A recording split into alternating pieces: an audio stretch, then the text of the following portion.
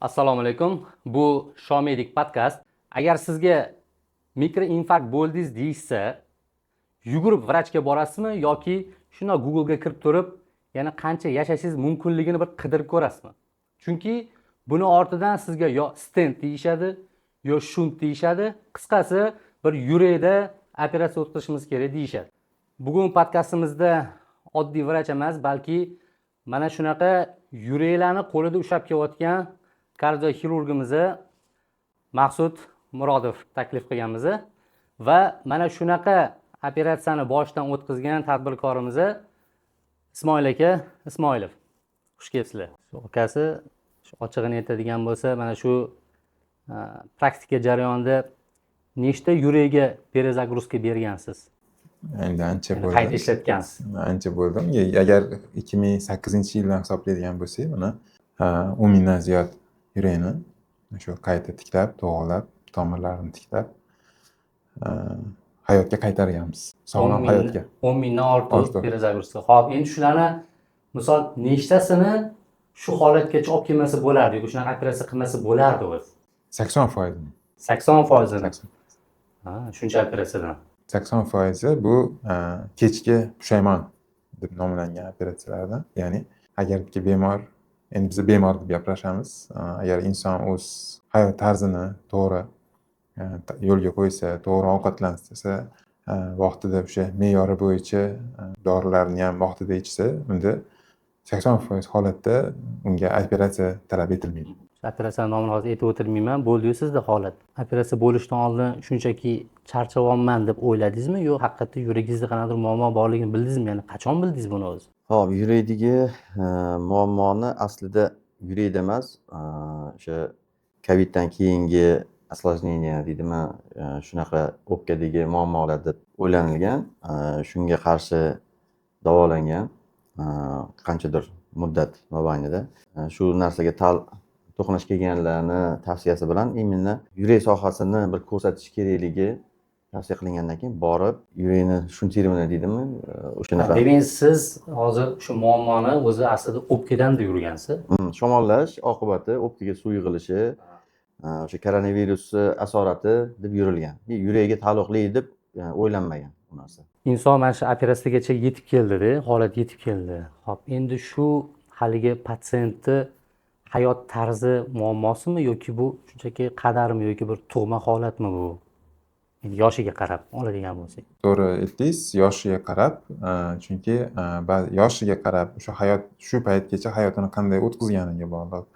Qaysi sharoitda o'tkazgan, qaysi sharoitda ishlagan, hammasi bog'liq. Ekologiya, shu zararli odatlar tufayli ularni me'yordan ortiq iste'mol qilishi, nos deysanmi, sigaret deysanmi yoki gazli ichimliklarni haddan tashqari ko'p ichish, stress ko'p ish, ko'pchilik masalan yosh bo'lishiga qaramasdan shu rag'bat ko'p ishlaydi va masalan oshpazlar, o'qituvchilar, masalan ularda o'sha ham asab bor, ham noto'g'ri vaqtida ovqatlanish. Oshpazlarda masalan ko'p baribir ham yog'li ovqatlarni iste'mol qilish. Ya'ni ko'ryapsizki, hammada har xil. Kimdadir irsiyat. Bizga uchraydigan bemorlarni bir 20% ni aytadigan bo'lsak, ularda irsiy. Ya'ni ota-onaligida ham yurak tomonidan muammo bo'lgan. Endi u paytda tibbiyot bunaqa takomillashmagan, rivojlanmagan. Naslda bor, avlodda bor. Avlodda bor. Ya'ni ularda ota-onalari yosh olamdan o'tib ketishgan, lekin bolalar u paytda o'sha balog'atga yetgani uchun yurakdan o'lganini eslashadi. Nimadan o'lganini eslashadi. Yo'q, eslashadi. Shundan biz bilamiz. Ya'ni avlodda bormi desak, oyim yurakdan o'tganlar, adam infarkt bo'lganlar deb ko'p aytishadi. Lekin u paytda endi bu infarktlarni, bu kasalliklarni tuzatib, odamning umrini uzaytirish imkoni kam edi. Demak, yurak to'satdan buzilib qolmaydi, balki shu yillar davomida ishdan chiqarganda. Shunaqa. Mana hozir operatsiyalar bor, stent bor, masalan, shuntlash bor, keyin o'sha klapanlar masalasi bor. Shuni oddiy odam shunday qilib aytadigan bo'lsangiz, endi operatsiyasiz iloji yo'q deysiz. Qanaqa odamga aytasiz? Tekshiruvlar natijasiga ko'ra va shikoyatlarni hammasini qo'shganda, agardiki shu kasallikni shu alomatlari ko'p kuzatilsa va tekshiruvlarda shu o'zgarishlar chiqsa, o'z shu tasdig'ini tekshiruvlarda topsa, tashxis qo'yiladi. Bu bemorga ma'lum bir yurak kasalligining tashxisi va o'sha tashxisga doir davolash metodikasi belgilanadi. Kimgadir dorilar bilan davolaymiz. Kimgadir aytganingizda stent degan moslamalar qo'yiladi. Kimgadir уже og'ir, ya'ni ancha yuragi kasal bo'lgan bo'ladi, ancha yillar yoki bir nechta stentlar qo'yilgan yuragiga keladi.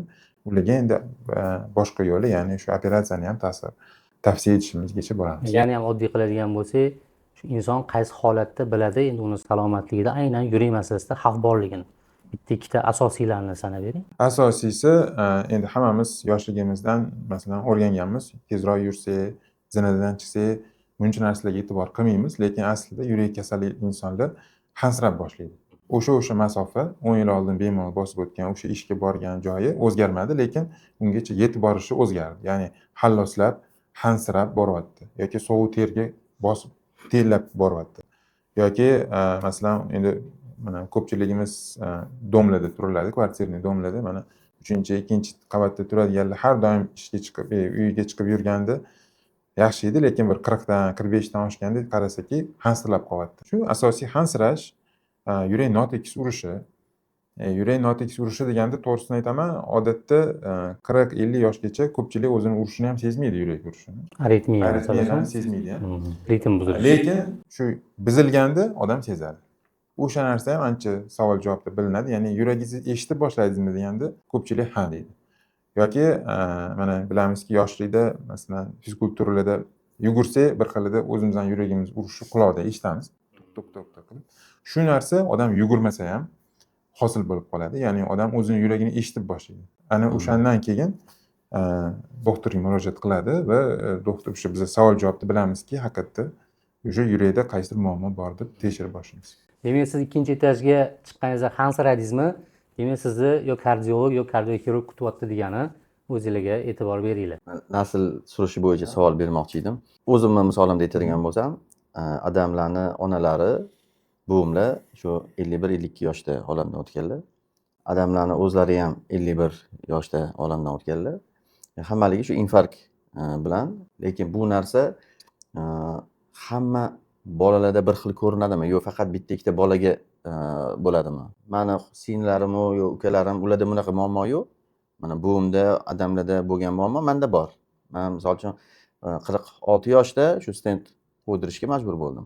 To'g'ri savol beryapsiz. Haqiqatda juda qiziq masala. Endi moyillik deyiladi. O'sha siz aytmoqchi bo'lgan narsa bu moyillik. Shu kasalligi moyillik. Ya'ni agar ota-onada yurak kasalliklari bilan shu kasallanib olamdan o'tishgan bo'lsa, ularning farzandligida yurak kasalliklari bilan kasallanishga moyillik baland bo'ladi. Hammaga bir xilmi? Yo'q, hammaga har xil darajada bu narsa o'tadi. Kimgadir umuman o'tmasligi ham mumkin. Nimaga u bog'liq? U o'sha onaning qornida biz shakllanayotganimizda o'sha xromosoma darajasida tibbiyot tilida endi genotip, fenotip deyiladi. Ya'ni senga o'tgan bo'lishi mumkin, moyil bo'lishi mumkin, lekin sen o'zingni hayotingni shu ota-onangni eslab, to'g'ri tarzda yoshligingdan ortishi kerak bo'lgan joyga yugurmasdan, ortiqcha urush janjallarga kirmasdan, sokin joyda yashab, to'g'ri ovqatlanib yursang, senda o'sha 51 yoshingda infarkt bo'ladi degani emas. Sen bu narsani sahrga o'xshab ekanda, sahr diabetiga o'xshab. Qonda bor, genda bor. Lekin sen buni imkon darajasida uzaytirasan. Shunaqa oilada tug'ilib, lekin shu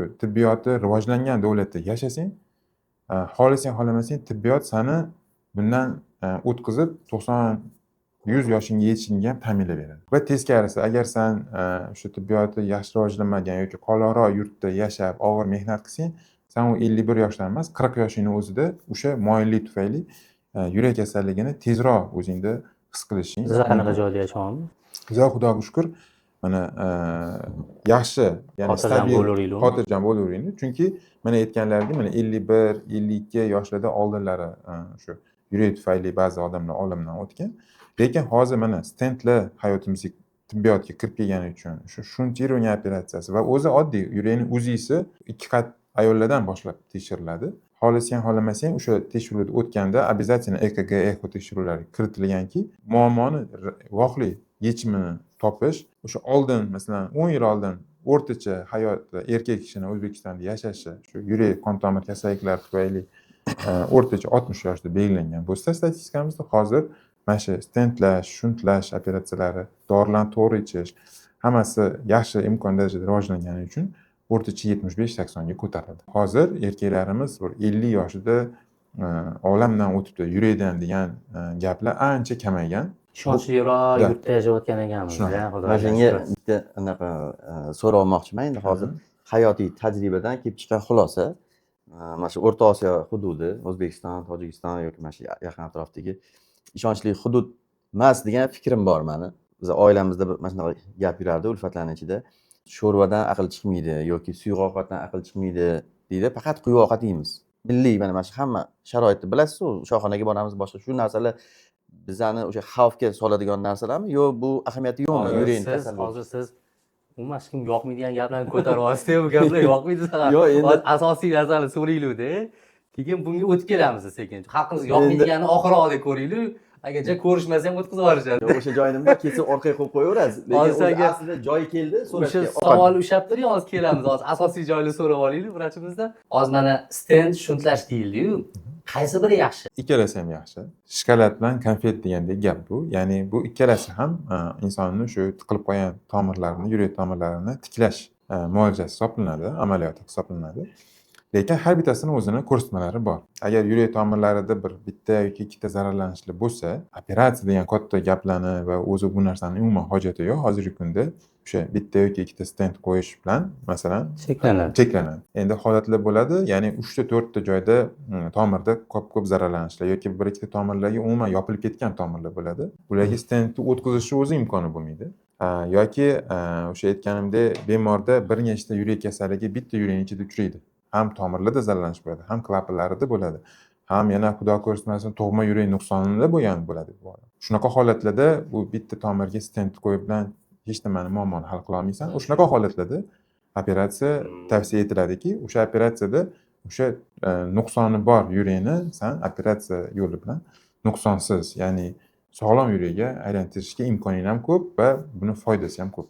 Shu joyda sizga qaysi birini taklif qilishgan birinchi borgan? Man hozir savol bermoqchi edim. Shuntirovание nima o'zi? Stent nima? Stent qo'ydirganman bilaman, lekin shuntirovание nimaligini bilmayman. Sizga stent qo'yishgan. Stent qo'ygan. Sizga tanlov berishmagan-a? Yo'q, u yerda g'alati holat bo'lgan va ozgina o'sha qism gapirib bersam chiroyli joylari bor-da. Holat boyagindagi o'pka kasalligi, suv yig'ildi, u bu deb borilgan. O'sha muammo seryozni. Uni qilish kerak. O'sha kirib ko'rish kerak, qanaqadir suyuqlik yuboradi, ko'rinadi, keyin o'sha operatsiya stolida hal qilinadi nima qilinishi degan. Operatsiya stolida yotibman, o'sha sim bilan mashdan kirib yuragiga borilib. O'shandan oldin o'zimda o'ylaganmisiz, qilaymi, qilmaymi? Yo'q, men shunaqa holatda borganman. Qilmasa bo'lmaydi, chunki uyqu yo'q edi. Yotsangiz sal nafas olasiz, yo'qmasa nafas olmaydi umuman. 4 qadam yurganingizdan keyin hansirash boshlanadi.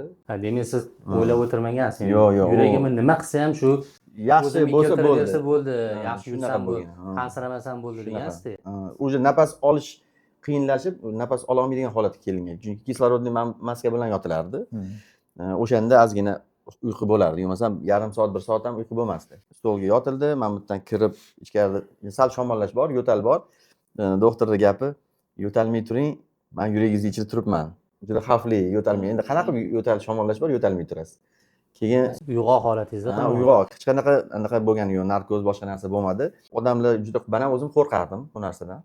Qo'rqish kerak emasligi yana bitta urg'u qo'yadigan joy. Shu ikkita qo'lingizni mana shu qo'ldan o'sha anaqani yuvarsa, qasini. Bu qo'lni endi odamda baribir har xil qo'rquv boshqa narsa bo'ladi, reaksiya qilib qimlatib yuborishingiz mumkin. Men aytdim doktorga, men qo'rqaverman dedim. Mana shu qo'limni boylab qo'yinglar dedim. Shunda oddiy o'sha qanaqadir narushnik taqib qo'yish. Yo'q. Xalatni ipi bor-ku, shuni ipini shunday tashlab qo'ydi, bo'ldi, boylandi dedi. Bu nimani bildiradi desa, bu qo'lni qimirlashi yo boshqa narsa yoki odamda qanaqadir qo'rquvdan yoki og'ruvdan qanaqadir reaksiya qilish juda kam. Bu ahamiyati yo'q buni bog'lash. Bu yerga faqat o'sha qanaqalarni datchiklarni o'rnatib qo'ygan. Buni ushlab turish ham shart emas degan narsani berdi menga. Jing'ilasa olib gaplashaversan deb xuddi shunaqa holat. O'sha keyin uni kirib o'sha rasmlarga olib bo'lgandan keyin yo'qda katta doktorlar o'zi maslahat qilishdi, nechta qo'yish kerak, nima qo'yish kerak. O'sha holatda ham bilmayman, 10 minutmi, 20 minutmi yotdim-da, o'sha ichida turgan holatida. Mana shu simmi nimadir qo'yadi ichiga. Yo'q, keyin stent qo'yish kerak deb stent qo'ygandan keyin 1,5 sutkada tepib chiqarib yuborishdi ko'chaga. Mana shu yurak shu qon tomiri tiqilib qolishi bor-ku. Tiqilib qolish, torayib qolishi asosan nimadan bo'ladi? Shu boya aytganlaridek ovqatlanish tarzimizmi, yeb ichishimiz yoki bu shu doimiy stressmi yoki shu boya aytilgandek genetikskiymi, naslmi? eng asosiy sababi nimada bo'ladi? Endi eng asosiy sababi tibbiy tomondan bo'ladigan bo'lsak, shu organizmda baribir ham yog'ni almashinuvi buzilishi bo'ladi. Almashinuv buzilishi ana o'z navbatida irsiyatdan bo'lishi mumkin, qon quyuqlashidan bo'lishi mumkin, noto'g'ri ovqatlanishdan bo'lishi mumkin. Lekin o'sha qon tomiri ichini shlak bilan, ya'ni o'sha xalq tilida aytgandek zasaryat qilib, ya'ni o'sha tiqiltirishi eng asosiy sababi shu yog' almashinuvi. Yoshlikda nimagadir ham bu narsa tiqilmaydi. Lekin vaqt soat o'sha, ya'ni yosh kattalashgan sari bu narsa ko'pincha tiqilib boshlaydi. Nimaga? Chunki o'sha yoshga doir o'sha tomirlardan, devorlarida ham o'zgarishlar bo'ladi. Ya'ni elastiklik yo'qoladi. Yog'ga dosh bera olmaydigan bo'ladi. Aytganimdek, yog' almashinuvi keskin buzilishi natijasida o'sha ortiqcha yog' chiqib ketmaydida davollarga, yurak tomirlarning davollariga. Boyagi yog'li ovqat ko'p yeymiz deganlaridan quyi ovqatli shunday? Yog' bilan bog'liq emasmi? Yo'q. Organizmi qarishi demoqchisiz. Organizmni ham qarishi yo'q. Keyin bizada unaqa bizani milliy taomlarimizda unaqa juda ko'p yog'li ovqatlar yo'q aslida. Dodalarimiz bor. Ular qotmadan kelgan chayir masalan qancha. Ular ham xuddi shu ovqatlarni yeb yurishgan-ku. Shu yoshga 90 undan ham oshiq yoshlarda bemalol Endi yurishadi. hozir ana nutritsiologiyaga ham kirib ketyapmizda. Ovqatni ta'siri yo'q bo'lyapti. Yo'q, hozir mana lekin u paytda hozirgi palma yog'i qo'shmagan, gamburgerlar yemagan ular misol uchun. To'g'ri, lekin Toza qo'y yog'i yegan bo'lsa, to'g'rimi? to'g'ri. Ichi yog'li yeyishgan, toza qo'y yog'i yegan, ja borsa paxta yog'i u ham yaqinda paydo bo'lgan. Paxta yog'i yeyishganda, hozirgiga o'xshab bizga o'xshab soxta pista yog'lar yeyishmagan ular.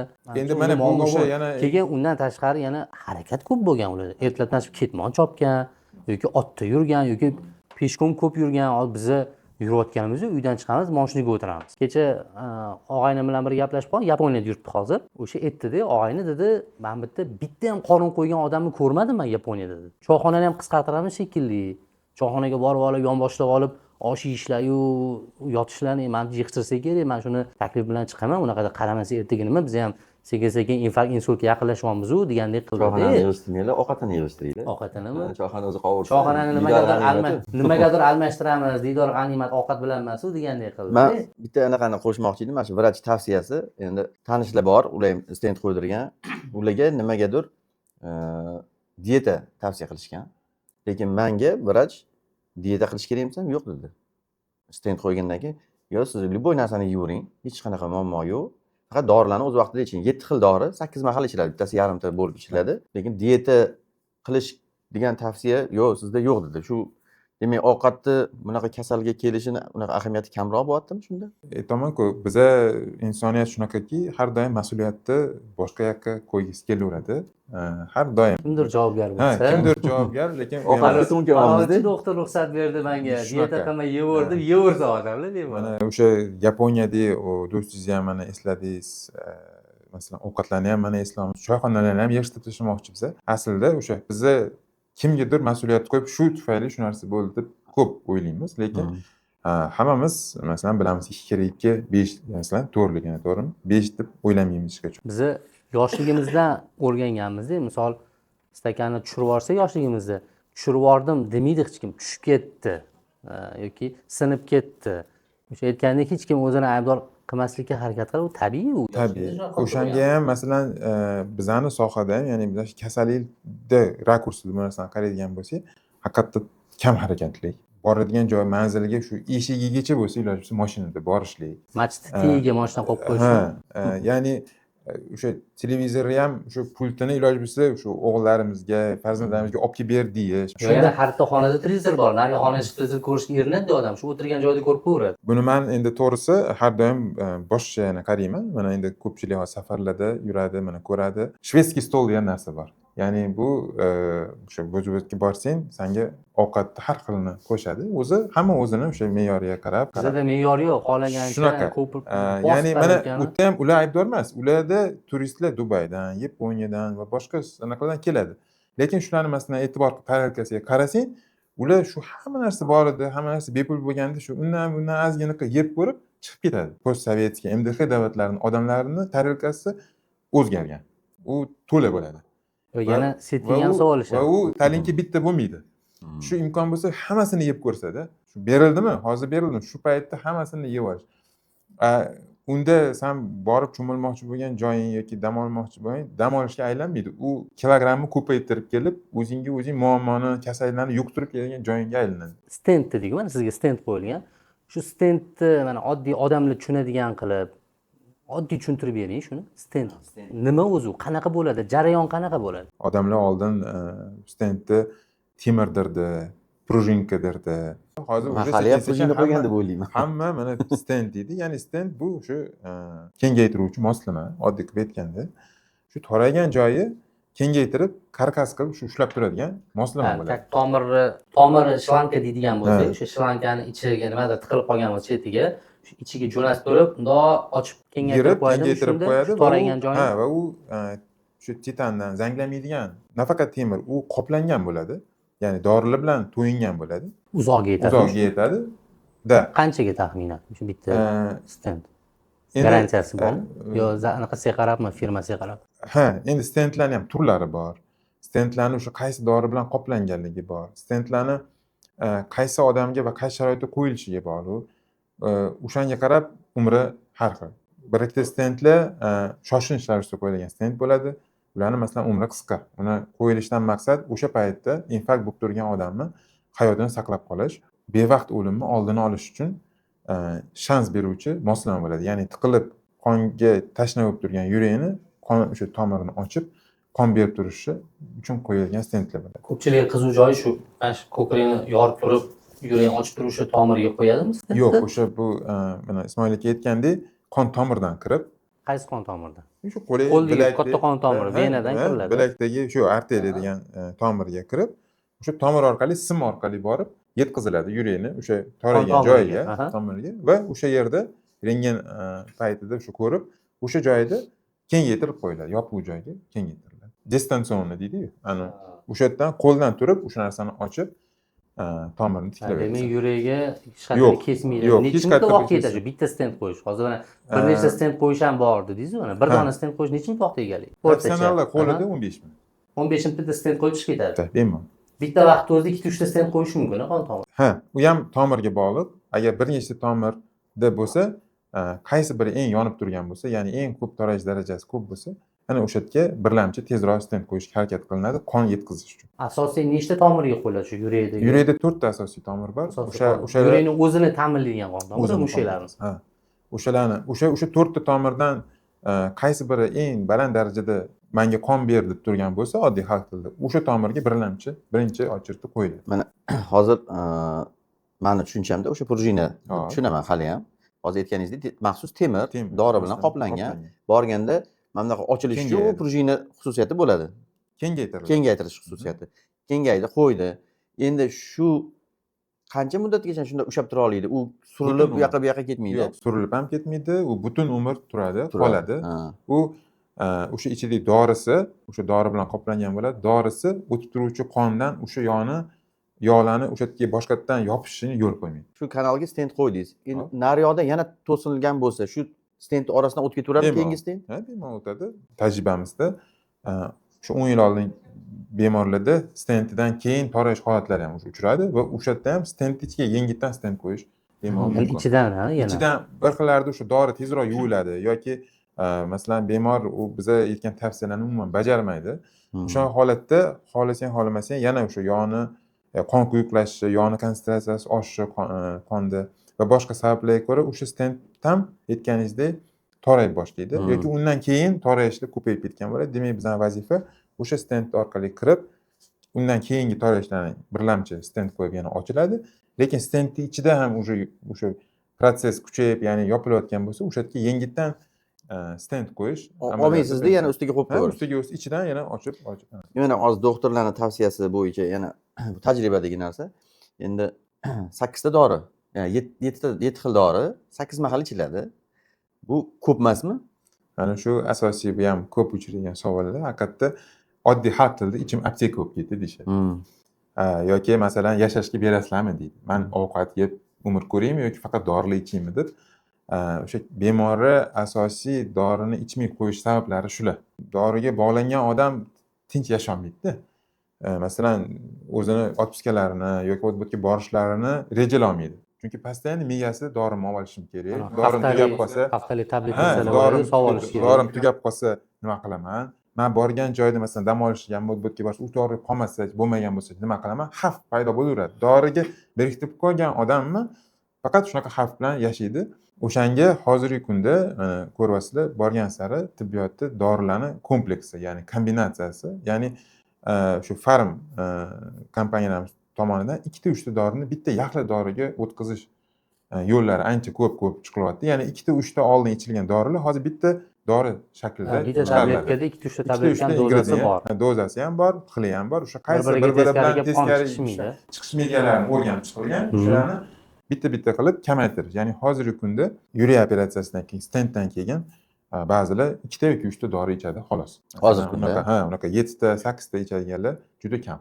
Chunki ko'p dorilar уже kombinatlashgan. Endi shunaqa doridan yozib bersangiz patsientlarga, siz yana o'sha farm kompaniya bilan ishlayotgan deb qaraverasizda baribir. Qiziqmasda 2-3 ta bitta qilib bersa ham, sizga bitta qilib bersa ham, baribir odamlarning ko'zi siz farm kompaniya bilan ishlaysiz. Ular bergan dorilarni baribir yozasiz degan tushuncha bor-ku xalqda. Mayli u farm kompaniya bilan yoki shu doktor ishlaydimi yo'qmi yoki bemor dori ichgisi kelyaptimi yo'qmi, dori ichish yo'q va uni kamaytirish qaysi tomonidan bemor o'ziga ham bog'liq. Endi biza dorida najot qidiramizda. Biza shu yomon ishlarimizni, yomon asablarimizni ovqatdan yeyveramiz-ku, lekin dori ichsam mana shu chuda deydi, o'sha tabletka o'zgartirmay, harakat qo'shmay, yeb ichishni kontrol qilmasdan maza qilib yashasada, lekin shu dori ichib xotirjam bo'lsa deydi. Dorini shu mo'jiza deb biladi. Lekin bu narsa vaqtinchalik. Qachondan o'sha 7 ta dori ham ta'sir qilmaganda, ana keyin doktor yomonga chiqadi. Chunki doktor noto'g'ri dori yozib bergan ekan deb xulosa qiladi. Lekin Yomonga chiqarib bo'ldingizmi aka? Yo'q, men shu yerda mana Hali chiqarmadingiz. shu farm kompaniya bilan ishlayapti, ishlamayapti deganga fikrimni bildirmoqchiman. Haqiqatda o'sha 7 xil dori, 8 mahal hozir ham ichaman. Lekin boyagi fikr menda ham bor edi. Bu dorilar hammasi shart emas. Men o'zimni turmush tarzimni zo'r qilsam, bu narsasiz bemalol yashayman dedimda. Birinchi sababi. Ikkinchi sababi dorilar arzon emas. 1 million so'm kamida bir oy rasvot qilish kerak. Shunda to'xtatdim dori ichishni ro'za davrida. Chunki rejim bor, ovqatda anaqasini to'g'irlab olganman o'zimning tushuncham bo'yicha. 2 oy, 3 oyga cho'zilib ketdi dori ichmasligim. Holatim og'irlashdi. Yana borib analiz topshirdim. Siz operatsiyaga kelgan kuningizdagi holatingizdan hozir yomon holatingiz dedi. Orqaga ketgan. Orqaga ketgan. 6 oy o'tyapti orada. Stent ushlab turibdi sizda hozir. Keyin 6 oy o'tgan, boshida zo'r bo'lgan, keyin yana o'sha dorilarni to'xtatganimdan keyin orqaga ketgan, hattoki o'sha birinchi kelganimdagi holatdan pasayib ketgan degan analiz javoblari chiqdi. Keyin yana dorini ichishni boshladim. Dorini ichsam, men uchun hali ham mo'jiza deyman. Zo'r yuraman. Hech qanaqa kasal bo'lmaydi. Foydasi bor deyman hali ham o'sha dorilarni. Usiz qiyin, stent qo'ygandan keyin usiz qiyin deb o'ylayman. Shu to'g'ri fikrmmi yo dori ichmayman deyapsiz, dori ichmasam deyapsiz. Dori ichmasangiz yana o'sha yurak faoliyati sustlashgani uchun o'sha a'zolardagi eski gaplar yana chiqib, ya'ni o'sha holatlar yana kelaveradi. Butun umr dori bilan yashaysan degan gap to'g'ri ekan-da menga. Doktor butun umr dori bilan yashaysiz dedi. Biz 8 ta emas, kamaytiramiz, lekin 4 ta 5 ta dori baribir butun umr ichish kerak. Oldingi davrlarda nimaga yashash umri kamaygan? Chunki bunaqa dorilar, qonni suyultiruvchi narsalar bo'lmagan va inson o'sha g'orlarda yashagan paytida ham shu go'shtlarni yegan, yog'larni yegan, lekin umri juda qisqa bo'lgan. 30 yoshdan 40 yoshgacha yetib borganlar juda katta omadli hisoblangan shu paytlar. Dorilar, farmatsevtika, tibbiyot rivojlangani uchun bu narsalarni ichib, o'sha yoshligini, tomirlarni elastikligini, yog'larni o'rnashmasligini kuchaytirish mumkin. Hozirgi kunda mana eshityapmiz, Toshkentga robot xirurglarni kirib kelganligi, ya'ni robotda operatsiya qilish masalasi. Biz tayyormizmi? Hozir shu robotda operatsiya qilishlikka yo'q, hali sal vohliroqmi? Yo'q, tayyormiz. Sizlarmiz ham. To'xta, tibbiyot O'zbekistonda tayyor. Ko'p o'sha klinikalar ham o'zini shifokorlari talab etgani uchun robotni sotib olyapti va robotda amaliyotlar o'sha keng tatbiq etilyapti. Robotda operatsiya qildirarmidingiz o'zingiz yo manualni xirurg qo'lidan xolis ayting? Hozirgi kunda, balki 5-10 yildan keyingi holat emas, hozirgi kunda xolis aytyapsiz. Robot reklamasi bo'lmaydi. Chunki robotda ishlashga oddiy odam kelmaydi. Robotga ishlashing uchun sanda bir 30 yil, 40 yil stajing bo'lishing kerak. O'shanga robotda ishlaydigan jarrohlarning hammasi uzoq payt ishlagan, shu robotda afzalliklarini bilgani uchun ham shuni talab qiladi va juda tez shunga o'tib oladi, o'qib oladi. Robotni hozir men tushunchamni to'g'rilab olay. robot operatsiya qiladi deganda, demak doktor aralashmasdan robotni o'zi qiladimi hamma narsani yoki robotni odam boshqaradimi? Robotda xalq tilida aytadigan bu pult. Televizori pulti. Ha. Ya'ni siz televizorda ma'lum bir narsani ko'rishingiz uchun borib o'tirib o'sha narsani eski televizorlarga o'xshab burashingizga shart emas. Sizda pult bor, siz o'shanda o'zingiz tanlaysiz, qaysi nimani ko'rasiz, qaysi havola orqali va soat nechida ko'rasiz, hammasini pult orqali. Robot ham senga o'zingni bor mahoratingni, lekin kichkina kesmalarda yoki kesmalarsiz umuman insonni tanasida shu o'zgartirishlarni qilishga, ya'ni kesmalarsiz operatsiya qilishga yordam beradigan Yuraydi vosita. qilinyapti hozir robotda. Da. Demak, tushunishimcha bu mana hozir bilan ham so'radilar. Robot o'zi bitta programmani bosib qo'yding, boshidan oxirigacha avtopilotda qilmadi, balki sinxron ishlaydimi xirurg qo'li bilan shunda? Yo'q, mana Yo, biz robotda bilamiz, искусственный интеллект biz emas bilamiz, biz bilamizki mana multivarka. Da siz aytgandek ichiga kartoshka, sabzi hammasini solasang, shu programmasini boshidan tip qilib o'zi bir narsa Ovqat masalan qilib ovqat beradi, qilishi misol. mumkin. Robot Ajab unaqa emas. sanani, Yo'q, robot bu bevosita xirurgni shu bir yordamchisi. Xirurg qaysi tomondan yordamchisi? Ya'ni jarroh u orqali o'sha operatsiyasini yanada mukammal bajara oladi. Skalpelni o'rniga Ha. aqlliroq narsa ekan. Oddiy misol, juda tajribali odam, juda tajribali xirurg, 50 yil ishlagan, lekin qariligi yuzasidan masalan qo'li titraydi. U miyasidagi bor narsa, qo'lidagi mahorati hech qaysi jarrohda yo'q, lekin qo'li titraydi. O'sha tufayli ma'lum bir mijozlari, ya'ni ma'lum bir klientlari, ma'lum bir bemorlari o'sha uni foydasini ololmaydi. Chunki qo'li titraganidan o'sha narsani zararlab qo'yadi. Robot shu narsani yo'qqa chiqaradi. Ya'ni robot orqali u o'sha mahoratini qilib, robot titramaydi. Robot o'sha aytgan gapini o'sha qatga tikish kerak, o'sha yerdan tikib qatini kesadi. Boshqaradi. Natijada bemor o'sha 50 yillik, 60 yillik qarigan xirurg lekin zo'r tajribasini o'zida sinab chiroyli bo'lib ketadi. Mana demak robotni boshqaradi xirurg o'zi. Albatta. Boshqarib turadi. Albatta. Ya'ni mana bu ekranda o'tiradimi shunda yo katta anaqada Yo'q, ekranda. pasient yotibdi operatsiya stolida, unga o'sha robotni instrumentlari tiqib qo'yilgan, misol uchun yuragi teshib kirilgan bo'lsa, bu yoqdan turib, ya'ni distansionniy boshqaradi. boshqaradi. Va yana bitta afzalligi, bizani tug'ma o'zimizdan fiziologik ko'zimiz, ya'ni faqat shunday 2D rejimda ko'radi. Shunday ko'rganimizda biza u narsani orqasida nima bo'layotganini hamma jismni ham ko'ra olmaymiz. Robotni ko'rinishi 9D, 5D, 3D har xil varianti bor. Ya'ni jarroh o'sha kesmasini, boshqa narsasini qilayotganda polni atrofda. Endi sizlar tushunishingiz uchun oldilariga Jigulularimizda biza yon bokovoylarga qarab faqat orientir orqaga ura olardik yoki to'g'riga yurardik. Hozir mana Xitoy mashinalarida polni 360 ko'rsatib turadi. Qanchalik qulay. Parkovka oson. Qanchalik qulay. Даже ayollar ham parkovka bemalol qilyapti, to'g'rimi? Xuddi shunaqa jarrohda ham, robotda ham xuddi shunaqa qulaylik. Ya'ni sen butun yarani, butun o'sha organni hamma tomondan ko'rib, asoratlarni, qonab ketish, hammasini oldini olgan bo'lasiz. Mana hozir misol uchun o'sha robotni olib kelib, chekka hududga olib borib, o'tib o'sha больницада qo'yilsa, Toshkentdagi mutaxassis bu yerda o'tirib, u yoqdagi muolajani qilaveradimi, o'sha yerda bolani davolayveradi, operatsiya qilaveradi. Bu uni keyingi afzalligi, to'g'ri aytdingiz, oldinlari mana bilardinglar, tajriba kadrlar bo'lmagani uchun bemorlar Turkiyaga, Hindistonga, boshqa yoqqa katta pullarni sarmoya qilib borib tuzatishga majbur bo'lardi. Hozir ham ketishyapti. Hozir ham даже bor, lekin kamaygan. Chunki o'zimizda yaxshi yetuk kadrlar ham bor, ko'pgina operatsiyalar ham bo'lyapti. Chet el doktorlari mana ko'rasiz reklamada, mana shu doktor kelyapti, mana bu klinikaga deb masalan reklama qilishadi. Hozir mana shu robot shu oramizdagi masofani yo'q qiladi. O'sha aytayotgan doktoringga operatsiya qildirmoqchi bo'lsang, u jarroh o'sha yerdan turib internet orqali o'sha robotni boshqarib, senda shu yerda Toshkentning o'zida shu operatsiyani bajara oladi va bu senga ko'p tomonlama iqtisodiy tomondan ham yengillik yaratadi. Iqtisodiy deganda narx-navoda robotda qilingan operatsiya bilan oddiy qo'lda qilingan operatsiya qancha raznica beradi? Hozirgi kunda 2 barobar qimmat. Stentni gaplashdik, lekin shuntlash nima u? Mana oddiy qilib. Shunt bu oddiy qilib aytganda Stentdan farqi. insonni boshqa bir a'zosidagi tomirni olib, ya'ni odatda oyoqdan olinadi, oyoq yoki shu boshqa tomirlar bor. O'sha tomirni o'ziga faqat yuragiga ko'chirib o'tkazadi. Qo'rg'onimizning orasidan kirib, Kichkina kesma bilan qo'rg'on orasidan bemalol hamma. Stent ham inorodniku, отторжение bermaydimi stent? Yo'q, o'sha stent ham titan bo'ladi. Ya'ni metali o'sha hech qanaqa отторжение bermaydigan bo'ladi. Hech kimgami?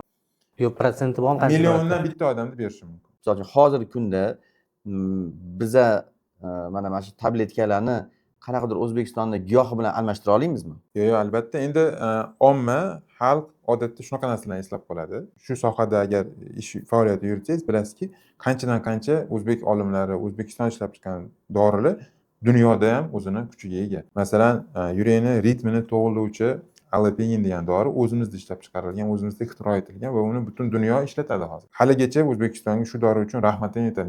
Nechta o'sha fransuz va boshqa olimlar. Men tushunishimcha bular Ximitsky dorini tabiiy o'to'langa almashtirib so'rayapti. To'g'ri, lekin buni masalan uni inson o'ziga bosh bo'lib qila olmaydi. Oshqozondagi muammo bo'lganda diareyada, misol uchun o'zini tabletkasi bor, uni o'rniga anor po'chog'ini damlab ichsa, bir xil effekt bo'ladi. Shunaqa deb o'ylaysiz. Bu xalq o'ylaydigan 90% shunaqa fikr.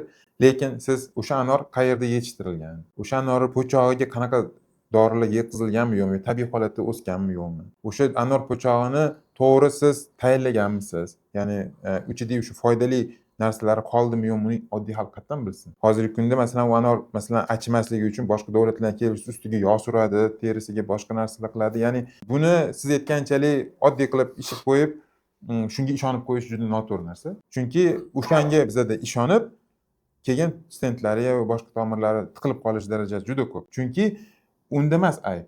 Yoki siz aytgandek mana viloyatlarda ham bir xilda uchraydi bilamiz. Masalan bizada oddiy butun dunyo biladigan dorini qalbakasi kirib qolish bo'ladi misol. Uni oddiy fuqaro olayotganda ishonib oladi doktorga, farmatsevtga. Qattan biladi qalbakiligini. Bitta harfi o'zgarib qoladi. Odam o'z boshimchalik bilan mana shu bodringni ko'proq yesam, masalan klopidogrelli, ya'ni shu dorini ichmasam ham bo'lar ekan deb noto'g'ri. Xalq tabobati bor davlatlar, ya'ni Xitoy, Yaponiyalarda ham baribir ham ma'lum bir muddatda farmatsevtika xususiyatiga ega dorilarni ham ichishadi. Faqat o'sha o'tli o'lanni ichib yoki to'g'ri ovqatlanib shundan hech nima bo'lmaydi degani emas. Aptekasi ishlasin yoki o'sha klinikasini analiziga ko'p pul to'lasin deb analiz topshirtirmaydi. Har 6 oyda analizdan javobiga qarab bemor o'sha u ko'rmagan 6 oy paytida bemor qanaqa ovqatlangani, qanaqa yurganini, yuragi qaysi holatda o'zgarganini dinamik kuzatib boradi. Sizni kuzatib borsam, sizga har 6 oyda analizingizga qarab o'sha 6 oy men ko'rmagan paytimda nima qilganingizni ilib bera olaman. Tajribali doktor shunaqa qiladi. Bizda nima qilishadi? Bitta joyda yomon analiz chiqsa, ishonishmaydi, o'zidan ko'rmaydi, borib boshqa joyda yana topshiradi. Vaholanki iqtisod tomonidan ancha tushumga ham tushadi. Ham o'ziga prosta tan olgisi kelmaydiki, haqiqatda men bitta noto'g'ri ovqatlanib qo'yaman, noto'g'ri hayot tarzi qilib qo'yaman, o'shanga shunaqa bo'ldi. Istagan tushib ketdi. Kim xato? O'sha analizator xato. O'shanda ham noto'g'ri o'lchab berdi. Masalan, bu yerda gemoglobinim 100 ko'rsatdi, bu yerda masalan 80 ko'rsatdi. Orada 1 oy o'tib ketdi. 1 oy mobaynida u bemorni qatlantirib qonagan bo'lishi mumkin. U esida bo'lmaydi, lekin naryoqda 100 degdi-ku gemoglobin, bu yerda 80 sanki xato deb yana birovdan ayb qildi. Qachon mana siz shaxsan hozirgi aytayotgan retsept bo'yicha o'zingizni patsientlaringizga mana bu dorini o'rniga mashincha kilo zelin yeb turgin deysiz. Mana buni zelinni yeb yur, mana buni o'rniga, mana bu narsani qil, mana buni o'rniga deb dorilardan qochib, mana bu tabiiy narsalarga o'tamiz. Qachon? Qachonki bu bizning davlatimizda o'sha Sog'liqni saqlash vazirligida ham ma'lum bir masalan diyeta yoki butun O'zbekiston bo'yicha tatbiq etilsa va u hamma joyda qabul qilinsa, unda doktor ham shunga rioya qilib o'zini kasallariga, ya'ni o'sha ya'ni standart o'zi shunga kelinyapti. Mana O'zbekistonda ham har bitta kasallikni davolash standartlari chet elga o'xshab, ya'ni chegaralash bo'lyapti. Именно siz aytgan gap, ya'ni bu vrach aspirin yoz, bu vrach zilt yoz, bu vrach boshqa dorini yozib bitta, ya'ni qon suyultirish dorini har xil nomlarini yozib bemori boshini qotirmasligi uchun o'sha katta ulamolar, katta professorlar o'sha har bitta kasallikni nima dori ichsa, nima rezultatlar olib kelishini tahlil qilib o'sha chiqarib qo'yapti va hozir qo'llanma bor, tavsiya. Demak, shu protokolda bo'lsa keyin qilinadi, to'g'ri. Shunaqa. Lekin protokol tuzib chiqish kerak. Yo'q, u tuzib chiqilgan. U siz aytgandek o'sha tatbiq etiladi, lekin vrachlar ham haqi. Kimdir buni tan olmaydi, kimdir tan oladi, lekin bu qachon tan olinadi? 100%. Chet elda qachonki sug'urta ishga tushsa. Ya'ni davlat har bitta ketkazilayotgan tibbiyot muassasasi tomonidan yoki doktor tomonidan pulni sanaganida va shu sanagan har bitta ortiqcha dori yozilganda shu ham bemordan ham doktordan spros qilganda, ya'ni so'raganda, ana o'shanda bu narsa yo'qoladi. O'shanda keyin bitta shablon o'sha protokol bo'yicha ishlanadi, chunki spros o'sha bo'yicha bo'ladi. O'sha bo'ladi. Hozir mana uzr yana hozir qoidalar bor deyapsizda. Ha. Qaysidir kasalga qaysidir Shunaqa. dorilarni berish. Mana misol uchun siz o'sha qoida bo'yicha dorilarni berdingizda, lekin o'zingizdan kelib chiqib nimadir boshqa narsani almashtirdingiz. Endi o'sha kasalda bu yomon natijaga olib keldi. Sizni shunga sudlash huquqiga egami? Hozir bor shu narsa. ega haqiqatda o'sha keladi va so'raydi, nimaga senda qonun bo'yicha 7 xil dori edi, sen 8-chisini nimaga qo'shding deb. Agar sen doktor sifatida analizlarga qarab shu 8-chi qo'shganingni isbotlab bersang va u dunyo miqyosida ham xuddi shunaqa bo'lsa, unda u boshqacha ko'rib chiqishi mumkin. Lekin agar sen moddiy bir qiziqish bilan yoki qaysidir apteka bilan gaplashgan uchun shu dorini qo'shgan bo'lsang, unda albatta bu namoyon bo'ladi va конечно sizga Yuridik jihati bor o'sha protokol. O'shanga Hozir shablon bor, hozir o'sha vrachlar yozayotgan retseptini nazorat qiladigan qanaqadir tashkilot bormi? Albatta, mana ko'ryapsiz, oldinlari shunda yosh bola ham kirib aptekadan xohlagan dorisini olib ketaverardi. Pulini bersa bo'ldi. Hozir mana retsept asosida chetdan retsept o'tkazilyapti. o'sha hamma, ya'ni antibiotiklarni, kuchli psixotrop moddalar, kuchli dorilar, Endokrinologik dori. ularni hozir shunday odam kirib ololmaydi. Mani ko'rgan vrach menga diagnoz qo'yganda yuragiga taalluqli hech narsa demaganda, shamollabsan, o'pkangga suv to'lgan, deksametazonmi nima, gormon dorilarni urganman. Keyin internetda o'qisam, yuragidagi problemasi bo'lganlar bunaqa dorilar yana kuchaytirib yuboradi degan joy bor. U yozib bergan dorilarning ichidan analiz qilgan menda. Bitta deksametazon, boshqa dorilar ham bor edi. O'sha odam yozdi retseptni, men borib aptekadan oldim. Lekin kasalimni diagnozini noto'g'ri qo'ygan. Men Xudoga shukr boshqa odamlar tavsiyasi bilan vaqtida o'sha boshqa anaqaga o'tildi, muolaja olindi. Hayotim Va shu yerda saqlab o'tiribsiz. qolindi. Shu yerda o'tiribsiz. Shunaqa. Lekin noto'g'ri diagnoz qo'ygan va retsept yozgan. O'sha retsept bilan borib men aptekadan olganman dorini, ichganman. Lekin o'sha odam retseptini mashinga to'g'ri qo'yding, noto'g'ri qo'yding degan qanaqadir bo'limmi anaqada Diagnozdan kelib chiqadi. Bormi? Nazorat qiladigan. Yo, частный klinikalarni вообще hech kim nazorat qilmaydi. Yo'q, hamma u частный bo'ladimi, davlatmi, hamma har doim nazoratda. O'sha siz aytgandek, har bitta klinikani o'zini boshliqlari bo'ladi, glavvrachlari bo'ladi va o'sha doktorlarni mana shunaqa bemorlar bilan munosabatini, salbiy munosabatini, ijobiy munosabatini o'rganadigan instansiyalarimiz bor, prokuraturalar bor. Men siz bosh tomonini aytmoqchi edim.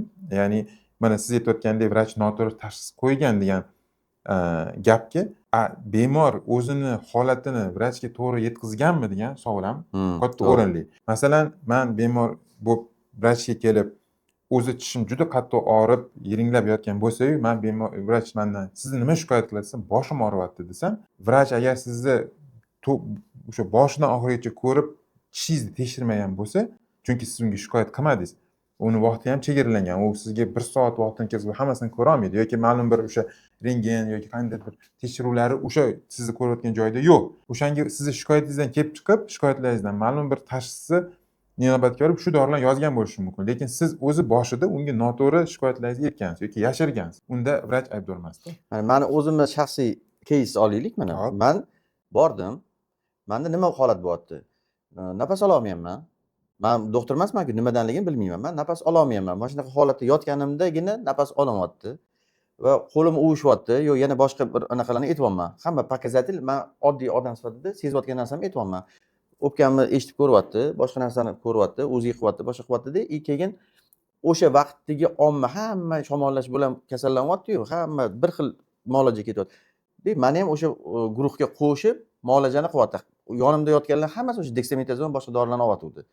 O'sha sezonniy kasallikdan davolanyapti. Bunda men unga qanaqa qilib nimanidir yo bekitib qolaman, yo nimanidir noto'g'ri tushuntiraman, qanaqa qilib mendan xato o'tadi. To'g'ri, mana bu holatda masalan siz to'g'ri aytyapsiz. Ya'ni siz o'zingiz tomonidan bu narsani shu to'g'ri ko'ryapsiz. Endi oddiy tibbiyot tilida gapiradigan bo'lsak, masalan, yurak sohasidagi, ya'ni shu ko'krak qafasida og'riq, masalan, bir 20 xil holatdan kelib chiqishi mumkin. Va tajribali vrachchi tajribasi va o'sha opiti, ya'ni nimaga bog'liq? Sekin-sekin gap so'z bilan o'zidagi bor imkoniyatlar, ya'ni o'sha eshitib ko'radi, quloq bilan eshitib ko'radi, savol javob bilan o'sha 20 xil kasallikni 5 xil kasallikka kamaytiradi. 15 narsani olib tashlaydi. Oshqozonni olib tashlaydi, o'pkadagi og'ruvlar, mushakdagi og'ruvlar, mana shu narsaga olib tashlaydi. 5 ta qoladi. Lekin shu 5 tani ichida o'sha yurak og'ruvlari, mana shu og'riq o'sha 5 xilda bir xil og'riq bo'ladi, ya'ni bir xil shikoyatlar bo'ladi. O'sha farqlanmaydi. Nimaga? Har doim. Chunki o'zi ishlab turgan masalan muassasada o'sha farqlar beradigan o'sha chuqurroq, yuqori texnologik bir texnologiyalar yo'q. u demakki agar u tajribali vrach bo'lsa u uni uzr mana shu yerda mani chegaram tugadi, man endi sani yuqori texnologiyalar bor joyga yuboray, o'sha 5 tadan bittasini tashxis qo'yib bergin deydi. Mana siz aytgandek sizni tashxisingiz koronografiya yurak tomirlarini tekshirishdagina ko'rindi. Koronografiya hamma poliklinikada yo'q yoki har bitta xonada yo'q. Yo'q, men o'zim Koronavirus- bilmayman-ku yurak doktoriga borishim kerak. Men birinchi oddiy poliklinikaga Qanaqa boraman. bo'lyapti? Demak, bu o'sha vrachchi tajribasiga Tajribasi. va uni insofiga Ha, taqaladi. ishi Bo'ldi. insof. Ha. Shunaqa. Tajriba va insof. Shunaqa. Tajribasi bo'lishi mumkin, insof bo'lmasa ham o'sha o'zi olib qolaveradi. O'sha Lekin o'sha insofi o'sha bor, paytda tajriba yo'q. o'sha paytda Bundan hamma narsa shamollagan qilolmaydi. edi. Ha. Hammaga bir xil lecheniya bo'lyotdi. Siz aytgandek haqiqatda masalan omillar bor, sani chalg'ituvchi omillar bor. Oddiy aytganda masalan u ko'p mana infeksion kasalliklarda ko'p uchraydi bunaqa narsalar.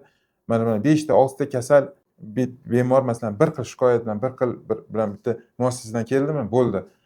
Bo'ldi anaqa masalan, noto'g'ri ovqatlangan deb o'sha kafega borib masalan o'sha tintuv o'tkazib o'sha yerga bog'lab yuboriladi. Aslida lekin u qarab chiqilsa har xil rayondan kelgan bo'ladi u bemorlar. Umuman demak u kafeda emas muammo. O'sha kafega yetkazib berilgan boshqa bir kattaroq narsani mahsulotni o'sha har xil tochkaga tarqatib, o'sha tochkalardagi odamlar kelib qoladi. O'shanga bu yerda har doim faqatgina bir tomon emas, hamma tomondan bir qarash kerak. Men o'sha menga birinchi tashxis qo'ygan vrachni yaxshi taniyman, yaxshi insonligini bilaman. Men shu muammo bo'lgandan keyin unga pretenziya ham boshqa ham bildirganim yo'q aslida. Bildimki, işte o'sha umumiy hammada bo'layotgan narsadan kelib chiqqan. Boshqa odamlar tavsiyasi bilan doktorga bordim. No, fakt shuki, u odam bu xatoni baribir qayta qilaveradi. Shuni o'zini qanaqadir nazorat qiladigan tashkilot bormi? Chunki Bor. частный tashkilotlar ko'p. Bu planoviy kelishi mumkin. 5 yilda bir, 3 yilda bir, yo 1 yilda bir kelib. Men agar shikoyat yozsamgina hozirgiga nimadir rezultat ko'riladi. tekshiriladi. Shikoyat qilmasamchi, Yo'q, mana bizada eng bilinadigan narsa bu xuddi ovqat mana industriyasiga o'xshab xalq o'zi yaxshigina tarbiyalaydi. Ya'ni masalan bir oshxona ochilganida taomlarni yaxshi qilib shirin qilsa, uni har doim odami ko'p bo'ladi. Bir ikki marta ichida mana shunaqa aynigan yo boshqacha bir yo boshqa narsa bo'lsa, sekin-sekin xalq o'zi kamayib ketadi klientlar. Xuddi shunaqa yaxshi tajribali doktor ham u nimaga tajribali? Chunki u hayot bilan ketyapti. U pastayan o'zida ishlayapti. Yengilliklarni tadbiq qilib o'zini bemorlarga yanada holatini yaxshilayapti. Unaqa doktorlarni o'zi har doim odami ham ko'p bo'ladi. Masalan, siz aytgandek bir ikki marta mana siz mana o'sha hurmat qilasiz, yaxshi odam deysiz. Odamiylik sifati zo'r, lekin mana ko'rdingizki, tibbiyot tomonidan baribir ham bilimlari eskirgan yoki bir boshqacha Yetishmaydi. O'zi siz o'zingizdan o'zingiz boshqa vrach istab bordingiz va o'sha yerda natija oldingiz. Ya'ni bunda o'sha sizdagi odam kamaydi. Xuddi shunaqa boshqalarda bo'lmaydi deb o'ylaysizmi? Bo'ladi. O'sha xalq o'zi juda ham katta nazoratchi. Xalq o'zi juda ham tez yaxshi odamni yaxshi deydi, yomon odamni yomon deydi. demak kimdir yerda bo'lish kerak ekanda. Oldin yaxshi yomonga Iloji yo'q, endi iloji yo'q. Yo'q, agar Hayot.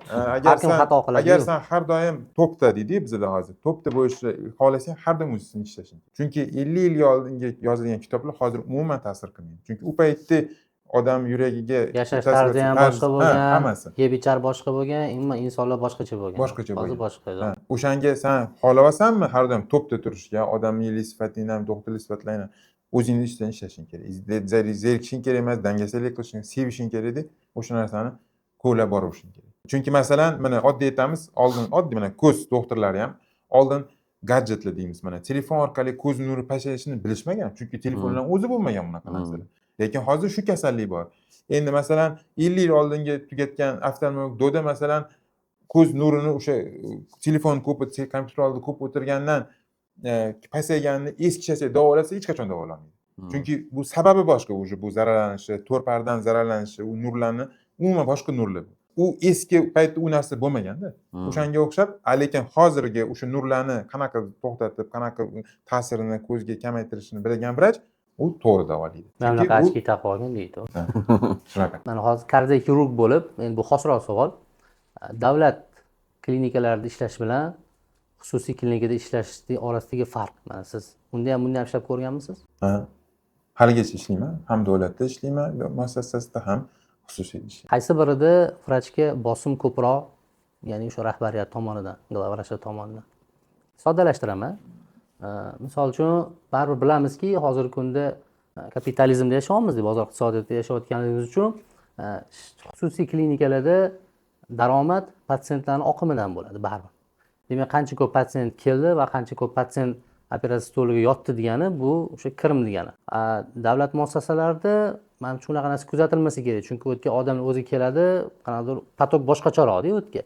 Xususiy klinikalar patok boshqacharoq. Shunda xirurgdan talab qilinadigan holat bormi, yo'qmi? Misol uchun patsient tortib keldi yoki patsientni operatsiyaga yotqizishga harakat qildi. Bu ochiqroq savol. To'g'ri, o'sha hozirgi bizada ham xususiy sektorda ham davlat muassasalarida mana faoliyat yuritganda xususiy sektorda doktorga talab katta. Sizlar aytayotgan narsa, ya'ni doktorga plan qo'yish, ma'lum bir miqdorda kasallarni olib kelish va bu juda ham kam kuzatiladigan holat. Chunki aytganimdek, hech qaysi o'zini hurmat qilgan vrach bunaqa narsalarga hech qachon e'tiborini ham qaratmaydi. Bunaqa narsalar orqasidan bir moddiy bir o'ziga manfaat ko'rmaydi hech qachon. Chunki bu aytamanki, xalq nazdida baribir ham buni obro'si tushib ketaveradi. Bu hozir masalan 20 ta 30 ta bemorni qo'rqitib yo boshqacha qilib xususiyga yotqizgani bilan ertaga buni o'sha sudi, ya'ni xalqda bo'ladi. Ya'ni xalq buni qoraladimi, sekin-sekin u klinika ham ertaga уже bu vrachga odam kam kelib boshlagandan keyin u klinikaga ham u kerak emas. O'lim bo'lgan klinikalarni misol qilsak bo'ladi, misol boshqa. O'shanga va o'sha hozirgi aytganimdek davlat muassasalarida eng ko'p bizga masalan so'ragan narsa, davlat muassasalarida biz odam emas bizami deydi kasallar. Nimaga bizga boshqacha, nimaga bizga boshqacha qaraysizlar deb ko'rib o'ylaydi. Lekin yo'q, unaqa aslida agar bu ham tajribali doktor bo'lsa hech qachon bemorni bu pulli bemor, bu tekin bemor hech qachon bo'lmaydi. Chunki har bitta tekin bemorni ham pulli qarindoshlari bor, oddiy qilib aytganda. Ya'ni sen hammaga bir xil munosabatda bo'lsang, yana u ertaga buni puli kam bo'lgani bilan ertaga sen u tufayli yaxshi davolaganing bilan ertaga uni pulli qarindoshlari ham kelib, masalan, xursand qilib ketishi mumkin. Shuni aytmoqchimanki va davlat muassasalarida o'sha yurak stentlari, yurakga ishlatilgan dorilarning hammasi davlat o'sha kam ta'minlangan oilalarga, nafaqadiylarga va nogironligi borlarga order tizimi, ya'ni shu yordamni o'zini qilgan davlat. Har bitta bu rivojlangan davlatda bor narsa, tizim bor. Ijtimoiy himoya degan. O'sha stendni ham tekinga qo'ydirsa bo'ladi. O'sha dorini ham tekinda hozir poliklinikada tarqatadi. Da bemor kutgan dorini bermasligi mumkin. Ma'lum bir o'sha doktor yozgan masalan qimmat zilt boshqa dorilar emas, o'shani analogi lekin arzonroq, masalan Ukraina, Rossiya, Belarusiyada ishlab chiqarilgan o'shani analogini davlat bazasida bor. U degani davlat o'ziga o'sha bera oladigan. Ya'ni demak, yechim bor, har doim yechim bor. Ya'ni budjeti sal tortilgan oila bilan budjeti bemalol oilaga, demak, hozirgi kunda yurak masalalarida yechim bor. Yechim bor. Hozirgi vrachlar современник-ku endi baribir. Instagram yuritasizmi? Da. Instagramingiz bor. Instagram bor. Men juda kam uchratganman, balki uchratmagandirman, lekin kimdadir eshitgan bo'lishim mumkin. Mana shu stend qo'yish osonligi, shu xavfi yo'qligi, odamlar qo'rqish kerak emasligi yoki mana shu bepul davlat tomonidan beriladigan imkoniyatlar haqida Instagramda yuritmaysizlarmi shu narsalarni? Yuritamiz. Men buni yana sizga xalq tilida tushuntirib beradigan bo'lsam, bizada oddiy samolyotda uchish bu juda katta qo'rquv qo'rqitadi. Yoki masalan eslasangiz, oldin mana oddiy торговый sentrlarda, masalan eskalatorlardan juda odam ko'p qo'rqardi. Bo'lmasa bu moslama seni tepaga qimirlatmasdan olib chiqib qo'yadigan narsa. Lekin odamlarimiz bundan qo'rqardi. Borib urush janjallar bo'lib ketardi. Chiqolmayman deb qancha. Lip etib olib chiqib qo'yadi. Siz berayotgan savol ham shunaqa narsada. Operatsiya so'zi, stent so'zi любой odamni qo'rqitadi. Chunki bizning nazarimizda bu eskilik o'sha. Aytganingizdek katta kesib, bir xillar bizga aytadi, bolgarka bilan chopasizlarmi, bu narsa palatok bilan urasizlarmi deydi. Ya'ni bu insonlarda qolib ketgan stereotiplar. Oddiy yurish turmushlarimizni ko'rsak, mashinalarimiz elektr bo'lib ketdi, telefonlarimiz ingichkalashib ketdi. Bolgarkangizni bozordan olib chiqasizlar. Hamma narsa takomillashganda o'sha insonni tuzatish ham takomillashib ketgan. Ya'ni mana shu stent qo'yish, yurakga operatsiya qilish ma'lum bir krugda, ya'ni o'sha professionallar orasida oddiy muolajaga aylanib ketgan. Ya'ni bir o'lim ko'rsatkichi past, asoratlari kam muolajalarga chiqib ketgan. Demak, Instagramingizda shu hammasini yuritamiz, bor. Xulosa qiladigan bo'lsak, yurak bir kunda buzilib qolmaydi. Yo uni siz hozir nazorat qilasiz yoki keyin kardioxirurglarni nazoratiga topshirasiz. Tanlov o'zingizda. Yo sog'lom hayot yoki ertaga operatsiya stoli. Bu Shomedik podkast. Bu yerda biz meditsinani jaydari tilida gaplashamiz. Siz marketing qurboni bo'lmasligingiz uchun salomat bo'ling.